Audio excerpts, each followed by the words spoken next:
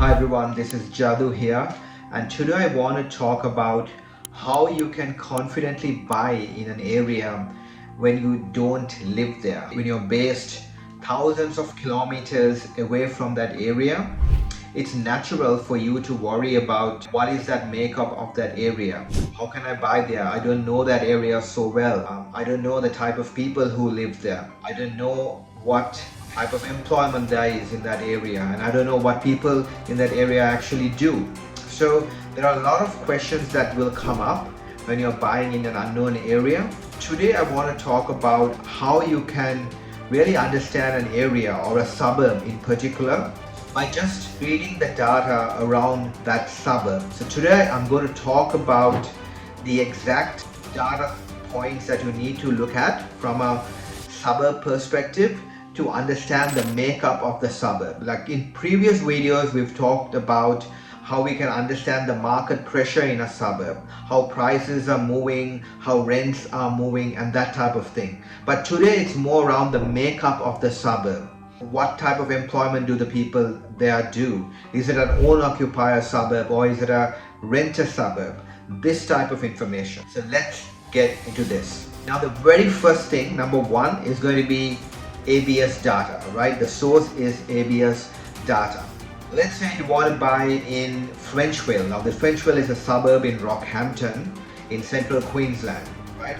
So go to ABS data and type in Frenchville suburb stats, quick stats, that's what it's called, and then you'll get a complete data set on Frenchville. So this includes the number of people in Frenchville, the number of households in Frenchville, the median income in Frenchville, the median mortgage repayments in Frenchville. So you can understand the income to mortgage repayments. You can understand things like what type of work the people there are doing. You can understand what type of people live there. So there's a lot of information that comes in from ABS. You can also find out how many owner-occupiers are there in this suburb, how many renters are there in this suburb, what percentage of the homes have been fully paid out, and what is on a mortgage and what is rented. So there is a whole lot of data that's available on ABS that will help you understand the makeup of that suburb, right? So that's the first thing.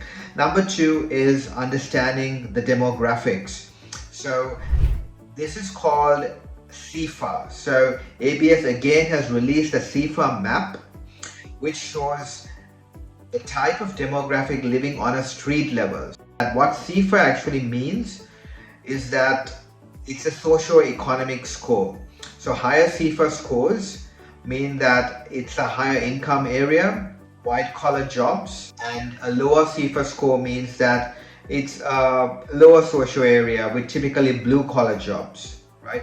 And since this data is available on a street level, you can actually see within Frenchville, you can see different pockets of higher CFA scores and lower CFA scores. So you would know the pockets where the more affluent people live, and you will also know the pockets where the not so affluent people live. So even without having visited the suburb, you can see from your desktop what the makeup of that area is. Now there are people who tell you, this pocket is bad and this pocket is good and things like that, but that's just based on their opinion. When you have data like this, then you know for sure you have concrete evidence about the makeup of the suburb, right? So that's the second thing, understanding the data. The next thing which I want to talk about is public housing. Now, if you want to understand what's the percentage of public homes inside a suburb, that data is available as well. Now, public housing is a very, very important part of Australian housing, and this is built for people in need. Okay, so there's absolutely nothing wrong with public housing, but sometimes as investors, we don't want to buy in areas where there is a big cluster of public housing, especially from a tenancy perspective. How do you find the data around public housing? There is a source site called heatmaps.com.au, and that's site again, you can see within a suburb, you can see the pockets, what the percentage of public housing in each pocket inside the suburb, right? So you can understand which pockets have higher public housing and which pockets have lower public housing. Now, personally, it doesn't matter to me if there is higher public housing or lower public housing, because it's not going to affect your capital growth. Now, this is mainly from, if you were someone who is a bit worried about the tenant quality, then you could check this data source as well. Now, the most important thing, Google Maps, right? So we have Google Maps to check how that street looks like. So you can use Google Maps and look, go around the streets and see how they look like. And I agree, sometimes it's a bit outdated, but the most important thing that you need to check on Google Maps is whether that property that you're looking at, is it on a busy road? Is it next to a highway? Is it next to a commercial center? Is it next to a school, just in front of a school that'll create noise? Is it next to a shopping mall, just in front of a shopping mall, where there's going to be a lot of vehicles coming in and creating a lot of noise?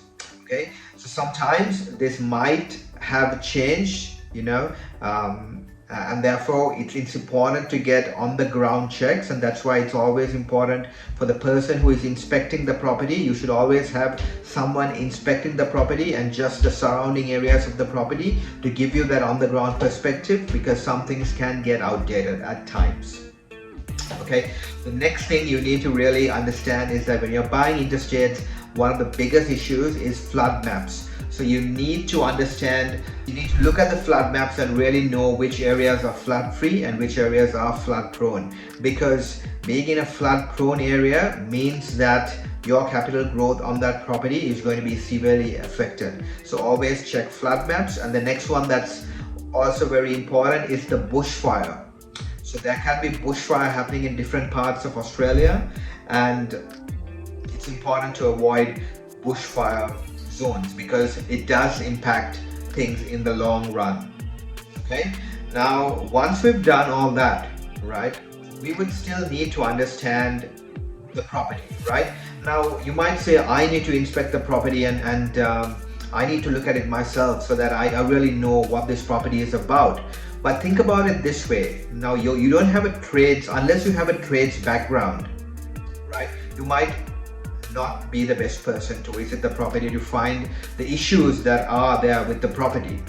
Or unless you're a property manager, you might not know the legislations that need to be followed, the rules that have to be in place, the work that needs to be done on that property for it to be suitable for tenancy in that area. Remember, each area is different, and therefore the best person to inspect the property is your property manager first. The property manager will have to inspect the property and give you an idea of how much rents you can get for it.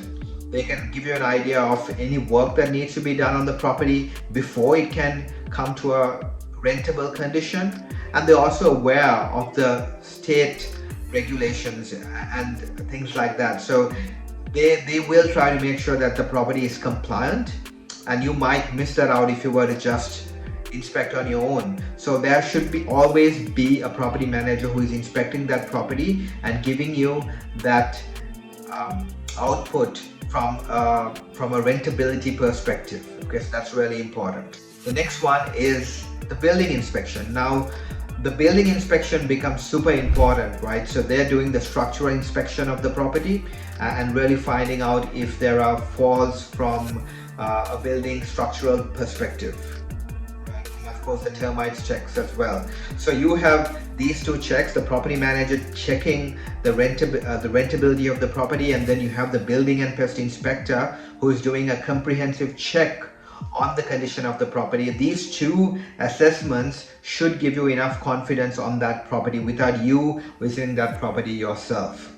You might also need to call up council at times, speak to council and understand if there are any overlays on that property. Speak to council about any changes that's happening in that suburb, what developments are happening in that suburb. Call real estate agents and really understand the type of suburb that is, like who is buying property in that suburb. Are the people who are buying in that suburb people in the same area, or are they people who have come in from interstate? So I'm finding that in some regional areas, people who have come in from interstate are now starting to buy property and pushing up the market upwards. So it's all this information you can get from the real estate agent. They will be willing to share that information with you. And at the same time, speak to property managers and get an idea of what kind of suburb it is, what's the demand from a rental perspective, and who is renting your homes, what type of people will come to rent your homes. There's a lot of information that you can get by just speaking to that property manager. So just to recap, okay, the most important things you can find out is from ABS data. That's number one. Then there's information available about public housing. There's information available about the socio-economic scores. And these three is going to give you that makeup of the suburb. Then to further explore, you can do a Google Maps check. But then again, I highly recommend someone on the ground, has to be on the ground to inspect and look around that area to give you a fresh perspective of what's happening there. Followed by, your checks on things like flood prone areas, bushfire prone areas, those kind of things that you will have to do for sure. And then finally, we spoke about how a property manager will really help you understand the rentability of a property, and how a builder and inspector is going to help you understand any structural issues that might come up with the property. Okay, so I've pretty much covered most of the things that I would do if I was going to buy a property interstate, on how I would approach this. Now, if you wanted to know more about this and how to do these checks, then feel free to reach out to me. I will share this information with you. And if you like the content that I'm sharing, please like and subscribe, because that will motivate me to produce more content in the future, so that you can get value from it. That's all from me today, and see you later.